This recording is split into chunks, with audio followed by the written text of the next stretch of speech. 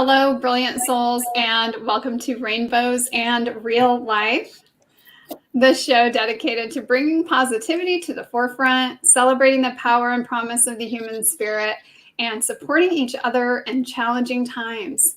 We believe when we join together, we all live better lives, and we are exploring ways we can do that in today's ever-changing world. I am Pamela Aubrey. I'm here with my amazing co-host, Christopher Rausch, the No Excuses Coach. What's up, and the incredible and amazing Daniel Bruce Levin. Whoa. Welcome. No, nothing I have to live up to on those words, right? Just wait. Just wait. I was going to say, we haven't even barely gotten started. This is my opportunity to say really nice things about you. So, visionary, author of the Mosaic, mentor, speaker, Daniel Bruce Levin, who after being ordained as a rabbi, left to spend 10 years as a monk in a monastery in the foothills of the Sierra Nevada mountains. From there, he transitioned to corporate head and the director of business development at Hay House, helping it grow from $3 million to over $100 million over the next 10 years. A rare blend of mystic and business guy and respected author and a storyteller. You believe our words create our stories and our stories create our life. Change the words and the whole story changes. So honored to have you here tonight. Thank you so much. Thank you so much for that kind introduction. I remember once when we were doing a conference, I set up some conferences for Hay House when I first came. And I remember introducing Louise, and I gave her such a beautiful introduction. And she stood up on the stage and she said, "Oh, come on, Danny. Everybody in this room knows I'm just a bitch. Why do you want to leave me like this?" And I thought, oh my God, how inconsiderate of her at that moment. But now as I sit in her place, not in her place, I mean, I'm like in the, in the bleachers behind the walls, behind the stadium of where she would be. And people introduce me and they read my bio. I always want to just say to people, as pretty as that sounds, none of it really matters. Because here's what does matter. If the three of us together can bring some energy together and people feel us and people are touched and moved, not only by the words we say, but by the feeling, the energy, the vibration, their hearts being touched, their souls being touched, then we have something. Then it doesn't really matter who I was. I could have been living under a bridge for 60 years. And if we can't, does it really matter that I did anything like that? Because right now we didn't do anything. So I'm counting on the three of us to sort of conjure up some magic here, okay? Because this is the magic that will take people from this place where, oh, wow, he's really cool, to, oh my God, I feel touched. What happened there?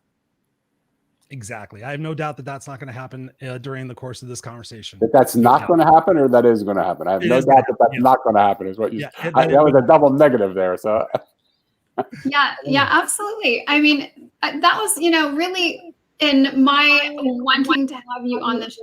It is really for people to come here and get to know you, the real you, and to hear the story of not who you've been or what you've done, but the story of your heart. What is it that you want to share with the world, and what are you here to share with the world? And you've written this beautiful book, The Mosaic, and there's obviously pieces of you in this book. So what really brought this book to life? Beautiful question. And rather than talking for right now about what brought it to life, it's now two years old, two years ago that I published it. What I really want to talk about is what's bringing it to life right now. Because somehow when I wrote it, it was just a cute little story. And part of what happened for me is I sat down and I wrote this fable based on the people that I had met in my life, loosely based. But I took some liberties in my explanation of it, but I based it on characters that I met. And I had written a book for a hotel, the most anticipated hotel. They asked me to come and write their story for them and brand their hotel. And I had no idea what they were talking about, but I did it. And I did it in 6 weeks because that was the time frame that I needed to do it. So I thought this will be a piece of cake to write my own story like this. I know the story. I'm going to write it. It's a great story. It's an interesting story. I'll take my time and I'll write it. I thought in 8 weeks it'll be done. 2.5 years later, I was still laboring with this thing. And what happened for me in that process is the characters came alive that I was creating. I wasn't talking to the real people that I based them on. I was talking to the characters that were now alive in their own right. And they literally came to me and they said, Danny, we can't let you write what you're trying to write because we don't want to say what you're trying to say to us. And I said, well, what do you mean? You're my characters. I have the right to have you say what I want you to say. This is my story, my book, my thing. And they said, not anymore. You've breathed life into us. And now what we want you to do is listen to what we want to say and share what we want to say with people. Little did I realize that in doing that, this book became a living, breathing reality that just a couple days ago, in a book club that we created for it, where a group, people called High Tide, put together this book club, and there's questions that you have to answer about the characters, and they integrate into your life. Everything that I thought I believed in, there's one of the principles of the Mosaic is nothing is as it seems. And I thought that was just nice, magical, interesting words. But what's happening for me right now in my life is that nothing is as it seems. All my life I've been put into this persona of being I was a wise guy when I was a kid, and somehow that turned into a wise man as I grew older. But that wise man has kept me from being just a good friend and a good husband and a good father and a good lover and a good everything, because I was always the monk on the hill. And so what's happening now is it's not something I ever wanted to be, but I somehow got cast. I got cast into it, and then I backed myself into that spotlight. And it felt comfortable to be the teacher I never wanted to be. But I didn't want to be that person. And so now I'm standing stripped of all that, because that's not who I am. Saying, what would it be like just to be a friend? What? There's a character in the book called The Trash Man. And the people in my book club said, so what can you give to the trash man that would let him take this away from you? There's a character called the Mirror Maker. And they said, when you look in the mirror and the mirror maker asks you, what does the mirror see? What does the mirror see instead of your stories that you keep telling yourself? What's the mirror trying to show you about who you are? And what it's showing me is not the person that I am. It's not the stories that I've built the foundations of my life on. Those are false stories. And so it's like the most beautiful, exciting moment of my life, but it's scary as hell, because I'm not who I thought I've been. Even though I haven't wanted to be that person, it's been comforting to be that. I don't want to keep talking because I feel like Christopher has a burning question already. I'm just like seriously just tripping out on how you're talking about this, because it's so exciting to think that, I had a friend of mine who wrote horror fiction, and he was just like, these characters, when you start really writing them, you start to really care about them. They start to develop personalities. He told me it bothered him to have to kill off a character in his book. He said it physically upset him to have to do this. And I was like, what?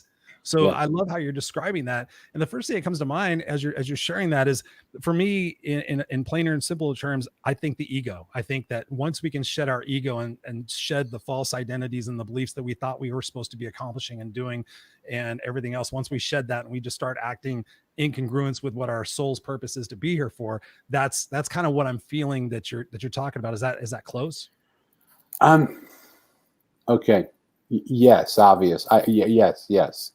And look, everything in my life is black and white.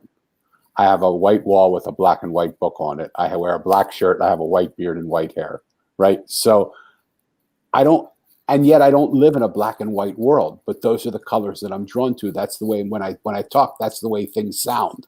They sound like they're black or white.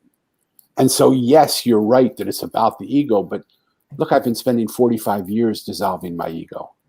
I've been spending 45 years trying to find that fulcrum place where my ego has its place to play, and it also knows where to surrender. So it isn't just like this, and I don't mean this in any way disrespectfully, because 45 years is nothing. I'm a newbie still. But it's not this newbie place of like, well, boy, I got to surrender my ego right now. it's the fact that I thought I had done all of that.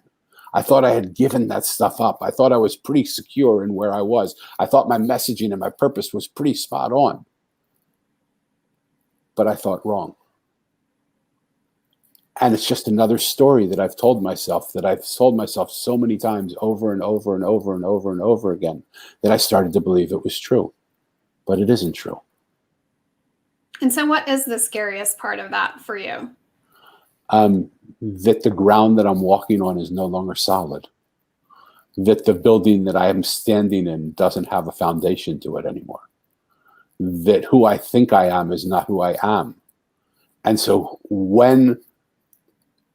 let's talk about it in terms of the book, because maybe it'll be easier for me. Maybe it'll give me some comfort to come to one of my characters, because I'm very uncomfortable, as you can feel now, because I'm normally very secure in what I'm going to say. I know my messaging. I know I've got it all. I'm very uncomfortable right now. Well, that's good. Of course it is. That's a great place to be. Honestly, you're in a safe spot to do it. So why not be uncomfortable? That's beautiful. Thank you. And I appreciate that. And you have no idea how much I appreciate that. Yeah. And especially from you, because I know Pamela a little bit and I feel comfortable with her. But for you to say that to me, I love you, brother, already. And I thank you. Thank you. No, you're welcome. You're in a good spot. You're with the right people. So Mo is walking through the town, and all the shops in the town are closed except for one shop. And he walks in and there's nobody in the shop. And he walks in and there's nobody even tending to the shop. But it's the only shop that's lit up. And he thinks to himself, should I call out and say, I'm here? Is anybody here? Can I come in the store? Because he doesn't want to be rude and just walk into a place where he's not welcome. And he says, but why? Why bother them? I'm walking through on a journey. It's not like I'm going to buy something. And the shop's a mirror shop.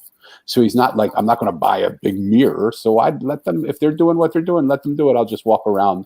And if I offend them, we'll deal with it then. Let me just walk around and see what I see. And he's walking around this mirror store. And it's the most confusing thing he's ever seen, because as he looks at something, he doesn't know if he's seeing it or if he's seeing a reflection of it. And he doesn't really know what he's seeing. And he comes upon a mirror that's unlike any mirror he's ever seen. The frame is exquisite, and the mirror itself is made of brass. And he's never seen a mirror made of brass, but the brass is polished so beautifully that it reflects, and the mirror maker knows this mirror is special, and she's taken a light and directly highlighted the mirror with that light. So now that translucent bronze glow, now suddenly he sees himself in it. And suddenly the mirror maker appears, and she says to him, so I see you found a mirror you like, Mo. And he says, how do you know my name? And she said, oh, there's strange things that happen in this world, Mo. The wise one told me years and years and years ago that you would be coming to my shop, and I didn't know whether to believe him or not. I've waited a long time for you to be here, but tell me why you like this mirror. And he said, this mirror is not like any mirror I've ever seen. It's like, who's ever seen a mirror made of bronze? And before you even came, it was talking to me. The mirror was actually speaking to me. And she said, well, what did the mirror say? And the mirror told me that I could trust you, just Christopher, like you told me I could trust you in this room. It said, you can trust me here. You can trust her. Speak to her. Because I didn't know if I could tell you the things that are going through in my head, what's going on. And so she said, so do you believe that you can trust me, Mo? Do you believe the mirror? And he said, yes, of course I do. And she said, so what does the mirror see? And he looked in the mirror and he said, basically, what he sees in the mirror. He started to tell all the stories that he sees himself. And now he's not a young boy anymore. He started out as a young boy. He's becoming an older man. His hair is turning gray. He's got schmutz all over him because he's been sleeping outside. He's not the clean guy he wants to be. And the mirror maker listens for a little while, and she says, I'm sorry, Mo, I didn't ask you that question. I didn't ask you what do you see. I asked you, what does the mirror see when it looks at you? You're telling me your stories. The mirror doesn't know your stories. It just sees you. What does the mirror see? I've had a head-on encounter with the mirror maker right now in my life. Mm-hmm. And I don't know what the mirror sees. Because right now, in these last few days, I've just been trying to rid myself of these stories that have become so real to me that I believe so much that aren't really real at all. They're just stories that I've told so many times to myself that I actually believe they're facts, and I've used them as the foundation to build my life upon them, but they're not real. They're not real. What give us an example of a story, because I have different variations in my brain about what story. So help describe that a little bit to put it in context for us. Okay. Let's go back to your statement of it's just about ego. There's a part of me that says, hey, look, you spent 45 years meditating every day for 45 years. Some of that time you've been in a monastery and you meditated 18 hours a day, 12 hours a day, 15 hours a day. Some of that time over those 45 years, you meditated 10 seconds a day, but you haven't missed a day in 45 years of meditating. Look at even the arrogance in which I said, hey, you know, this isn't my first time around the block here. When you said that to me, it's about ego. All that stuff presumes that I'm somebody other than I am, which is just another bozo on the bus. And I always talk about this, the beauty of this Zen mind, beginner's mind, of that mind that does something for the millionth time over and over and over again. And it's as if he's never done it before. And you're doing it this time new and fresh, like it's something completely new to you, even though you've done it a million times. But I don't know that I've done that in a long time anymore. I used to do it more. And what would happen if I got off of the pedestal that either people put me on or I back myself into and stand up on? You know, I always try, if I see someone putting me on, I say, oh, come on, just like I did in the introduction. Come on, I'm just, you know, another bozo on the bus, okay? But neither the pedestal nor the bozo is who I really am. What if I had the courage to just know who I am? And I'm not sure I do that anymore. Those stories have been so embedded in me. Even in the way I'm speaking now, I watch myself. I'm speaking as somebody who knows something. Right. So if you were one word, what one word would you be? If you thought about yourself in your totality, soul, mind, body, spirit, everything, what's the one word that you would say you are? Listener. I was thinking love, because I think we're all love. And I think when you kind of pick everything down, all the divisiveness and everything that's going on in the world today, and you really choose to see that we're all love, we're all part of that bigger ocean. For me, at least, allows me empathy to understand that everybody's journey is going to be a little bit different. And those awakenings, those moments that you're having where you're like, wait a minute, you know, I've been having some of those myself over the last year. And rather than fight them and like question them, I'm just kind of like going with them. I'm like, okay, that's a new chapter in my life, and I'm gonna flow with it. But that's what helps me, is just thinking about, okay, I'm love, and everything else is an experience. It's a moment. So the question that comes to me then is, what is the mirror?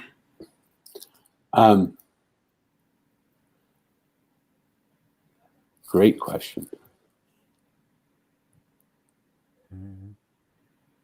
I got an idea. Share it with me. I can tell you what I think, but I can't tell you what I know. The mirror, up until the moment that you asked me the question, was the perception of how I see myself in the world. Right. And I see myself in everything that's around me. I see myself in the way I'm talking here to you now. There is no mirror here, but I see the way I'm talking. Is this really who I am, or is this a convenient place that I can stay where I'm some wise man who can hide behind all my insecurities behind this place that I don't really want to touch by being wise and answering the question? But do I have the courage to say I really don't know? Sure I do. I really don't know. You know, when Christopher tells me I am love, my first response is, of course, you know, and you are love. Christopher, you are love. I can feel it. Thank you. And I love that you are love. And I would have said I am love many, many times in the course of my life. But in this particular moment, what I am is that vibration of listening. Because everything in this world is trying to speak to me. And I'm speaking and loving and giving so much that I'm not receiving. And I need to receive that love. And I need to embrace that love. And I need to accept that love. And I need to know that this love is all around me if I would only let it in. And listening is receiving. All my life I've spent giving and speaking. So what do you attribute this round of epiphanies and realizations? What do you attribute that to? To what's going on in the world, mortality, things in your life, the books you're reading? I mean, what do you attribute that kind of, oh, wow, here's another way to look at things? I had a friend have me on his podcast, and I made a decision I didn't want to say the same things I've always said. And that was about 5 days ago. Nice. And when I couldn't say the same things I always said, similar to what I'm doing here now, is I said, okay, what would I say if I can't say all that? One of the practices I do when I work with people is I'll ask them a question and I'll hear them say the same things, and I'll hear them say it in exactly the same words. They've said it 1,000 times that way in exactly the same words. I have an autistic daughter, so I know what that sounds like when she just says the same thing 1,000 times in the day. Same exact words, same exact expression, and I hear it in everybody. I hear the autism of the world speaking all the time. And I'm autistic too. I say the same stories the same way and using the same words. And I said, okay, and I'll say to people, slide that to the right. You can't use that story, those words, that thing anymore. How do you answer now? And people are perplexed. And I didn't understand it. I'm perplexed. All I can say is, hey, I'm not really sure. What I think the mirror is the way I see myself. Right now, the mirror might be Christopher. Right now, the mirror might be you, Pamela. Right now, the mirror may be me looking at myself saying, what in the hell is this guy saying? Is this really true? How true are you in this moment to what you believe? Right. How true am I? Do you think of the mirror as the soul? Like your soul is looking into the mirror and telling you, the human brain, who you are, who you've been on the journey, like trying to really speak to you. I know that's kind of a weird way of saying it, but I'm learning about all the soul stuff and how we get detached from it. And do you think it's anything like that related? I don't think it's as divided as you think it, as you're presenting it right now. I don't think there's a difference between our soul and our body. I've played the soul game for 45 years, but in doing that, I've neglected the body game. And one of the big questions that I'm looking at, I used to be a weightlifter. I used to go into the gym. I weighed 165 pounds. I bench pressed 345 pounds. I ran 48 miles a week, and we ran marathons together and ultra marathons. And then I hurt myself, and then I couldn't go to the gym. And then I decided, what the heck am I doing this for? Like, I'm not going to be able to take this body with me. Why is it so important, this body? Like, forget about the body.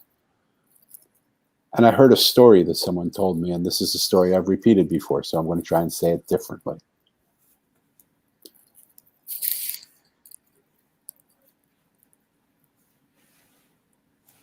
There's a man outside telling me tomorrow he's going to tear down my house.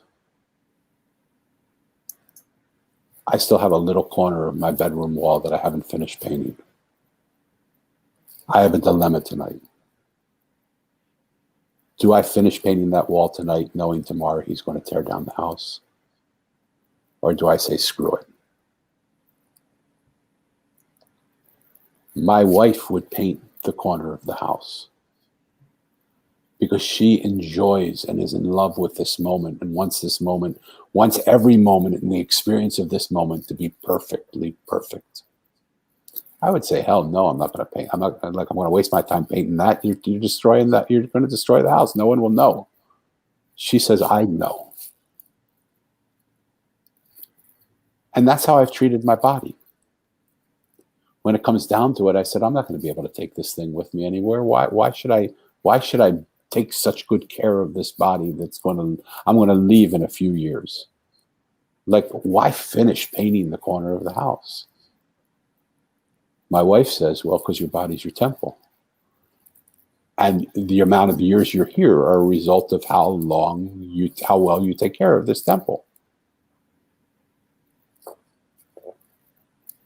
I don't know now what I would do if the man outside came and knocked on my door and said, we're tearing your house down tomorrow.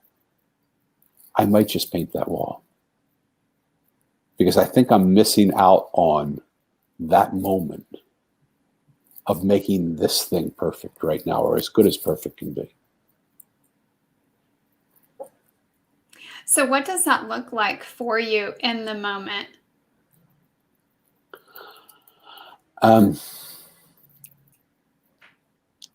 It's funny, we've been talking about a mirror. So I spend so much of my time working with people, on people, for people, allowing them to feel my energy and changing through my energy and doing that. I can't say that I don't spend any time working on myself. I spend a lot of time working on myself. But they're big areas that I haven't worked on. I have pain all through my body. I have a body that's overweight. So right now, I'm literally trying to figure and configure the frequencies of my body in a different way. Because if I believe in all this stuff, which I do, then I can alter the frequencies of my body. I mean, right now, I've got this device. It's a Healy that I have that actually changes the frequencies of your body. And it's running the program right now as we're speaking. So, but I want to do that consciously as well. You see people like Joe Dispenza, their backs were broken. I mean, his spinal column was broken, and he recreated that. You see people like Dean Ornish, who says everything in the world is reversible. Well, everything is reversible. So some of the things that I really believe, I don't believe. And that's where I'm really in this place where the mirror is saying to me, okay, like, it's okay, whatever you want to believe, but just believe. Tell me what you believe and believe what you believe and live what you believe. And it's not that I'm an imposter. I don't feel like I'm an imposter. I'm trying my best to do what I'm doing. But I'm being called on the carpet now because I don't have as much time left as I used to have. And I think I'm being asked to just say, you created these characters in the Mosaic. How can the road worker fix your pothole? I love that, Scott. I love that you were doing that. Keep going. Include me in that process because we're all connected. Mm-hmm. And so how can the mirror maker show me where to look next? What can it point out to me? How can the waitress not only feed me the food that I ordered, but give me what I really need, and even if I don't ask for it? How can the blind woman teach me to see another world that I don't see?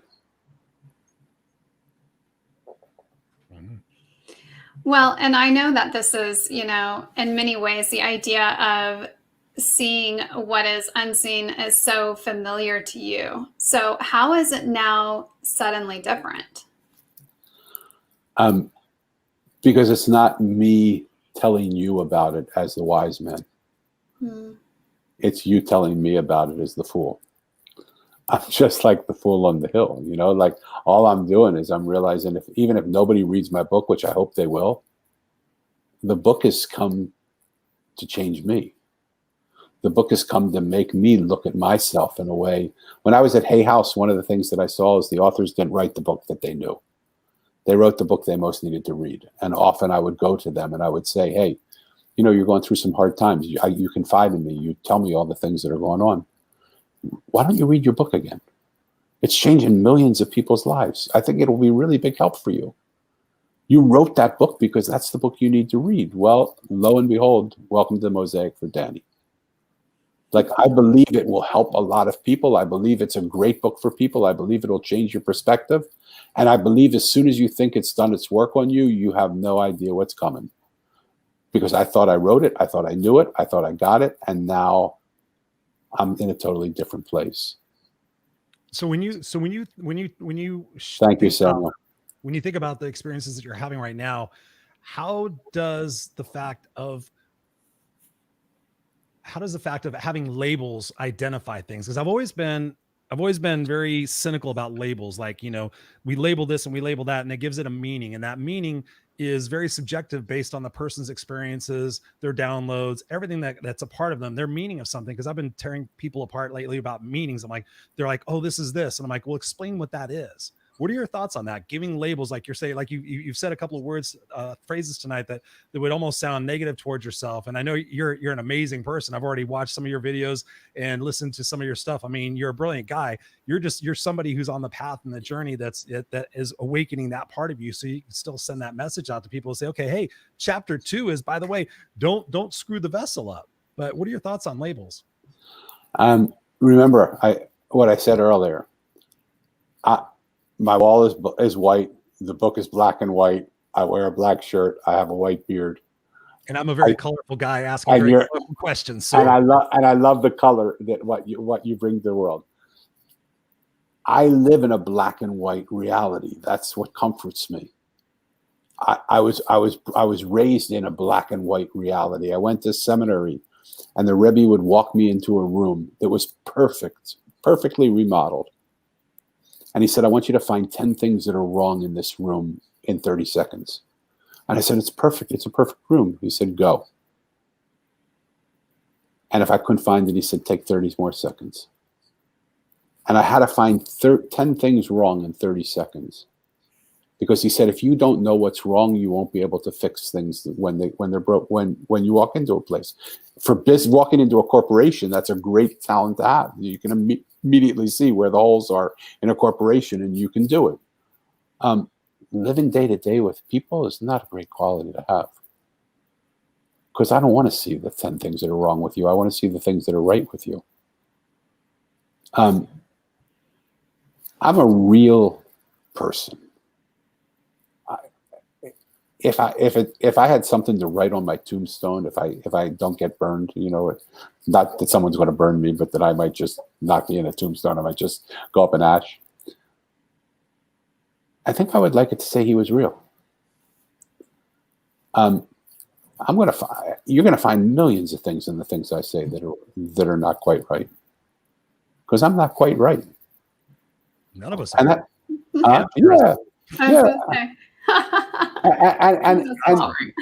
and there's something beautiful. I can't even say the word, but there's something beautiful in this sense of you don't have to be right. Thank you, Samuel. Mm-hmm. Thank you, brother. I have to make sure that before the show is over, that one of the biggest things that you shared on High Vibe Nation that really impacted me and just like punched a hole in my head. It's something that Scott has been saying. Scott's a dear friend of ours. Is the fact that we need to reach out to people. So I would like for you to tell your homeless story, because that is, I think that message overall, and anything, the world needs to hear that right now. I was just like, if we all just did this, if every single person just did this, what a huge change we can make. So I would love for you to share that with the audience. Thank you so much. The preamble to it is that when I look out into the world right now, I don't see a world that's really listening to each other. All you have to do is turn on the news on TV, and you just see people fighting each other, people talking over each other. And I'm a little bit of an empath, so that stuff comes into me pretty quickly. And I remember walking on the streets of San Diego one day, and I was downtown, and I was walking by people, and suddenly a woman walked by me, and I felt my heart, this sharp pain in my heart. And it was just like this fast beat and slow beat and fast beat and slow beat. And then suddenly she passed me by and it was gone. And then 2 minutes later, I was walking and I buckled over because my knee hurt so much. I literally fell to the ground. My leg was in so much pain. And I looked behind me, and an old man with a cane was walking by, walking on the cane, leaning all of his weight on the cane. And I was feeling his pain in his leg, and it came into me. So I just realized, hey, I'm feeling too much right now on the street. I've got to go to the sidewalk and, to the side where the buildings are. And I want to sit in a building and just get out of this rush of people. Well, when I came to the rush, when I left the rush and went to the building, there was a man sitting in that corner, and he said, "This is my corner. You can't come here." And I said, "I'm sorry, brother. I'm not going to take anything from you. I don't want anything from you. I just want to sit with you and just listen to you talk to me. Just talk to me." And I said, as bad as your pain is right now, I think it's going to make me happier than the pain that I'm feeling on the street. So will you just sit and allow me to sit here and talk to me? He said, I can't do it. I make money sitting here, and I need to make that money. I need to make money. And I said, how much do you make in a half an hour? He said, $5. So I put my hand in my wallet. I said, let's take care of that. Here's $50. You've just made 10 times more than you're going to make. So now will you let me sit with you and keep your hat out, because I think we're going to make more than $5 this half hour. He said, okay, you're a little weird. I don't know, but you can sit down with me, okay? I said, you're absolutely right, friend. I am a little weird. And it took him a while to open up to me, because he doesn't open up to many people, because most people don't treat him very well. And when he did open up to me, he told me exactly that story. He said to me, Danny, you've told me a lot of stories. Let me tell you a story. About 2 weeks ago, I was sitting here, and people don't treat a homeless guy very well. I'm not proud of who I am. I hate who I am. I wake up every morning on the street and I think, what a waste of time I am, and what am I doing in this world? My life is worthless. But then I sit here and I think, I'm going to just try and get it better. I'm helping a few people. Let me try and just make the money to help a few people and serve somebody. Over the course of a day, a homeless guy goes through a lot of things that nobody knows they go through. People walk by and they spit on you. Some people come and they'll punch you, or they'll kick you, or they'll trip over you, and they'll steal your money. On this day, I was falling asleep because I didn't sleep well in the night. I was falling asleep, and I saw a guy standing there urinating on me. And right after that, 5 minutes later, a guy came in with a bag of human defecation and threw it at me. And so there was, pardon my language, there was shit and piss all over me. And it wasn't mine, it was somebody else's. And I thought, enough is enough. Like the street right behind me is a dark street, and nobody travels that street. This evening, when it gets dark, I'm just going to go there and take my life. I'm not doing anything for myself. I hate my life. The people around me don't like me. They treat me like less than an animal. They treat me like a thing. I'm going to take my life tonight. It was a thought that I had, and 2 minutes later, a man came out of nowhere. And he put his hand on my shoulder, and he said, how are you, brother? And Corey said to me, Danny, he said, sir, this is not a good time. This is not a good time. I'm not going through a good thing. Please just keep walking. The best thing you could do is just keep walking. Mind your own business. Leave me be. It's not a good time. I'm not in a happy place. And the man said, there's no way I'm leaving you, my friend. And he sat down and he put his arm around him. And for some reason, Corey let him in quicker than he let me in. Just that happened. And he started crying on the man's shoulder. And the man said to him, tell me, just take your time and tell me what's going on. And Corey started to tell him how he felt like a thing, not a person. And the people were treating him, and all the things that happened, and all the ways he was treated disrespectfully. He didn't tell him he was going to kill himself, but he said, it's just not worth living. And the man looked at him and said, it's worth living, my friend. It's worth living. Your story has to be told by someone.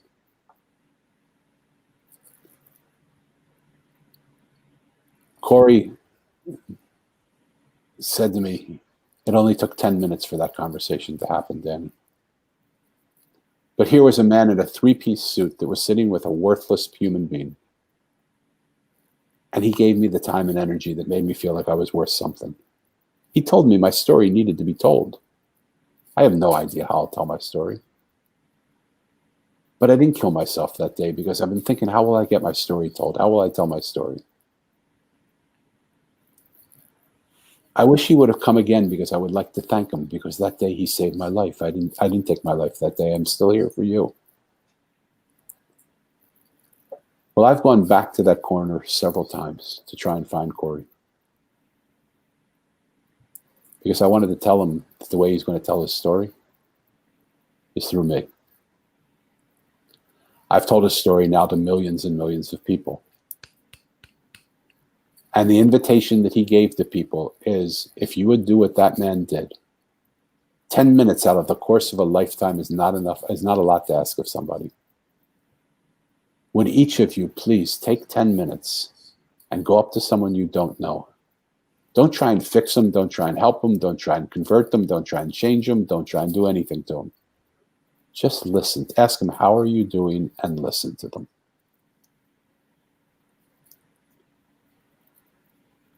I wish I could tell Corey that he's changed millions of people's lives, because now there's a revolution of people that are going and doing that. I have a show that I started as a result of it called 50 Conversations with 50 Strangers. I put out a note, and I thought it would take me a while to get 50 people to sign up. That day, 250 people signed up to talk to a stranger. All of those people have heard that story and are telling that story and are doing that now.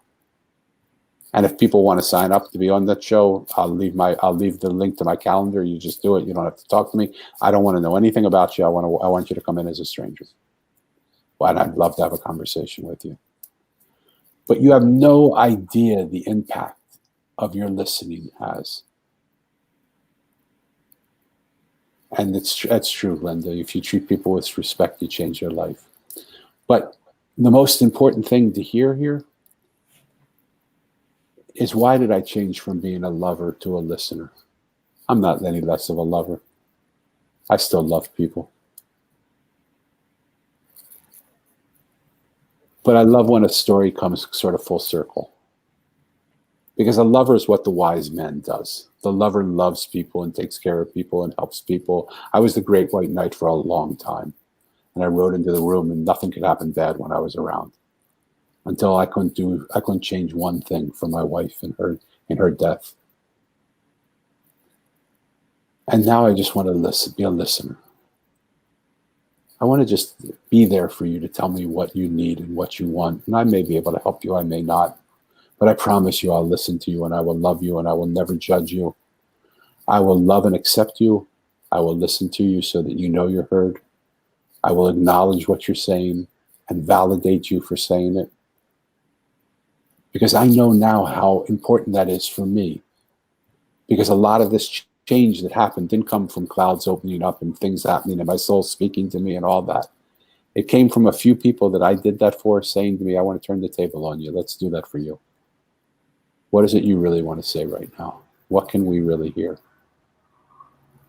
And they brought my own story back to me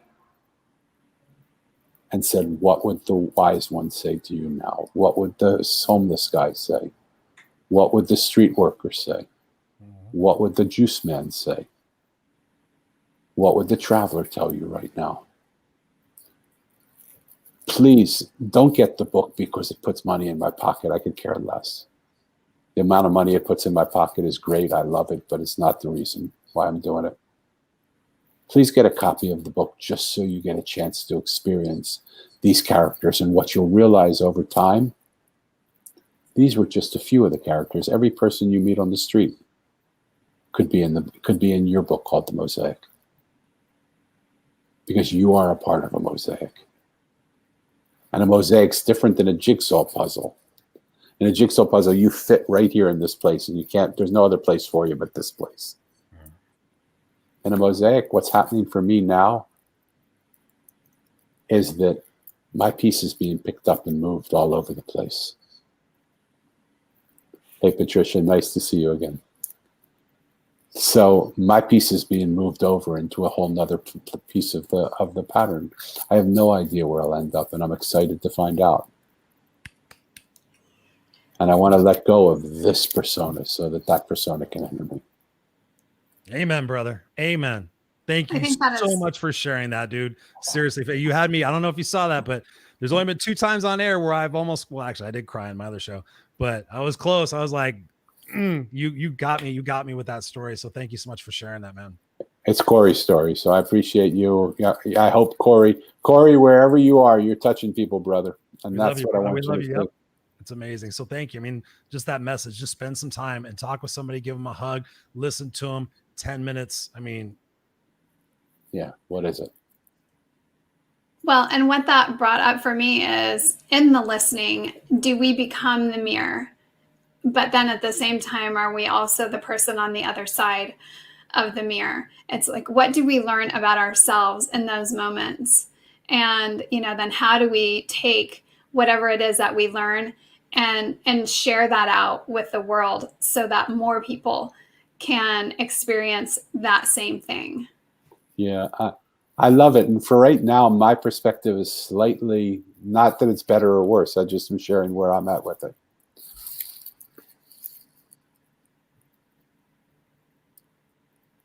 The uncomfortable shift that I'm being asked to make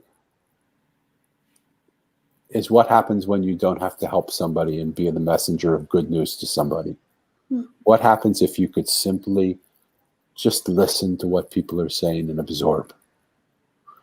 Just hold that space for someone to feel loved and accepted without having to then go and take the bugle and go, "Boo, boo, boo, boo. Here's the message for today is," that's what I've been doing my whole life.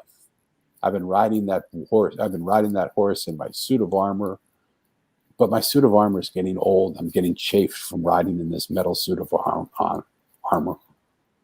And I really just want to let go of the armor. And what would happen if I didn't have to be the messenger of good news? What would happen if I didn't have to always lift somebody up? I'm tired.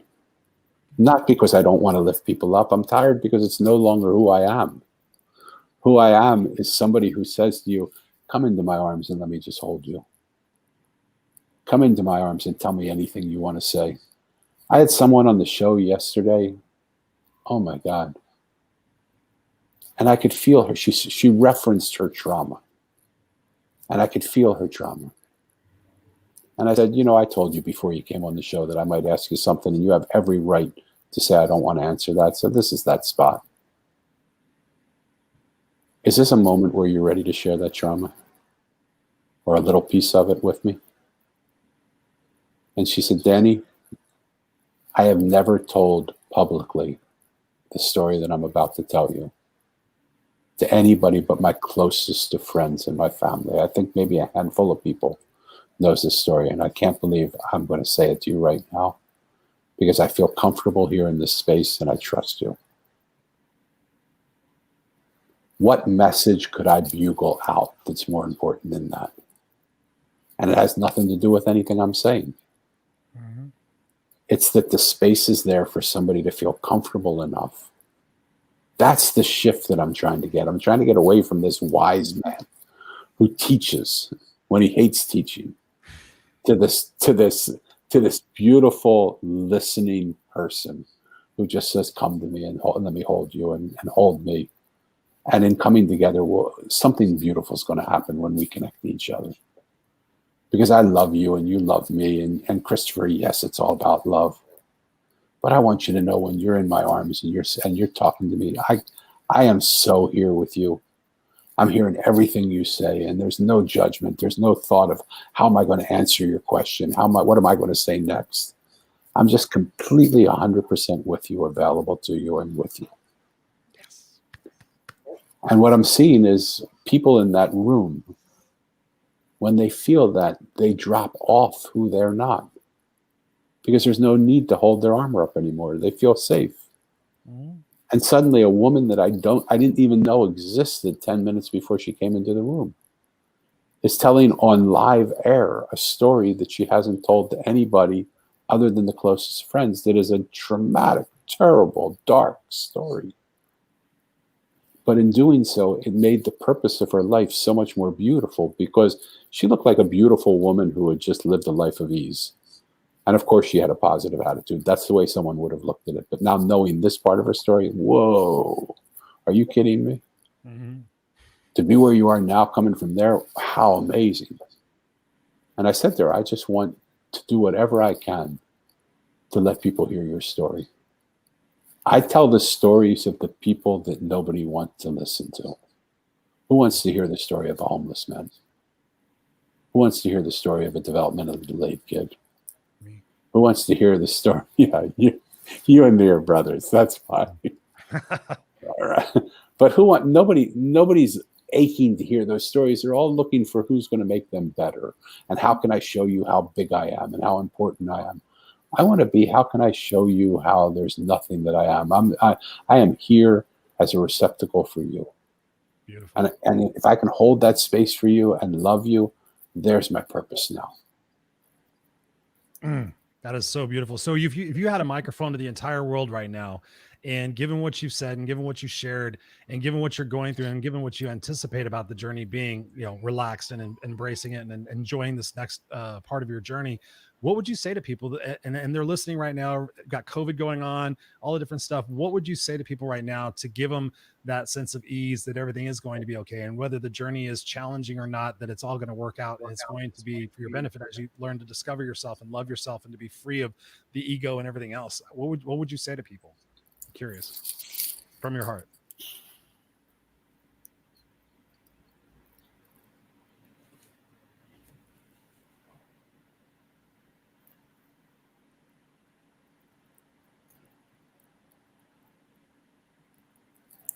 The story of Viktor Frankl comes to my mind. Yes. Oh, yeah. Viktor Frankl wrote a story called Man's Search for Meaning.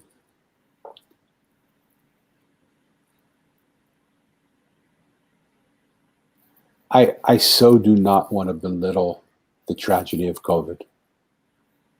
I so do not want to have anybody who has somebody missing from their dining room table think that I'm giving this a Pollyannish presentation.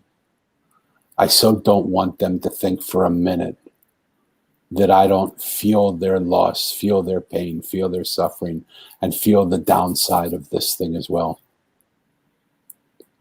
Viktor Frankl didn't want to say to anybody who died in the concentration camps that their experience wasn't real. All he wanted to do was share his experience. And he said, if you want to know God, live in a concentration camp for 3 years. Because nothing is as it seems. The meaning we give to what is what is. And I love that it comes full circle because you were riding somebody on the meaning, right? We were talking about meaning earlier in the show. Mm-hmm. What is the meaning we give to the things that happen? For me, who tends to want to go inside anyway, the fact that I couldn't go outside was just like a revelation. I thought, wow, here I am. I'm back in my monastery. I'm secluded. I'm isolated. I don't have to do anything. I don't have to go out. I can sit in my chair and I can just meditate. And I thought COVID was a gift from heaven. For our environment for the first few days, they were saying in India they could see the Himalayas from 200 kilometers away, which they haven't been able to see. Their fish were appearing in waters in Italy that hadn't been there for years. The Ganges was 50% cleaner. It's the dirtiest river in the world. It was 50% cleaner in 2 weeks. Pollution all around the world was down because factories weren't spewing their waste into the air and cars weren't driving on the streets. So is COVID a bad thing? Yeah, of course there's a bad side to it. But our earth was so happy. And when you listen to the earth speaking, the earth was happy to have a break from the pollution of man. And so I would just say what I'm saying to myself. Danny, what is the meaning you're giving to this moment? And can you get out of your wise men and just open up your heart and be vulnerable and real? And can you allow people to question your answers rather than you answering their questions? Because I think it's in the questioning of my answers that I will see something I've never seen before. When the Mosaic told me nothing is as it seems, I didn't realize it meant to me that in my own life too. But I want to leave people with nothing is as it seems. What you see out there is not what's out there. Guaranteed. So if it's not what's out there, then what is out there? Well, I think it's incredibly beautiful that this book is not only a gift to the people that you've written it for, but that it is also a gift to you. And yes, and that this message, as much as maybe it's not you bugling to the world, there's a message to be heard in it. And So, and I actually really appreciated what Patricia said earlier. She said, when we wake up, our karma is the evidence. And praise to you for boldly being the active verb. Oh. And I think that's really, that sums it up so well, is just that really love is, it's active, it's out there, it's showing itself in as many ways as we will allow it to. And so thank you for being here and sharing this book with us, sharing your heart with us. Most of all, just being totally open and allowing us to come into your world with you. So very grateful. It has been such a blessing to share this time. It has been way too short, even though we have run over time. Oh, I'm so sorry. I have to point out one more thing because it's super important. Please. Do people realize that Pamela's shirt is like a mosaic? That's all I want to know. You did say you were gonna mention it. You did it on purpose, didn't you? Yeah. I did. You did?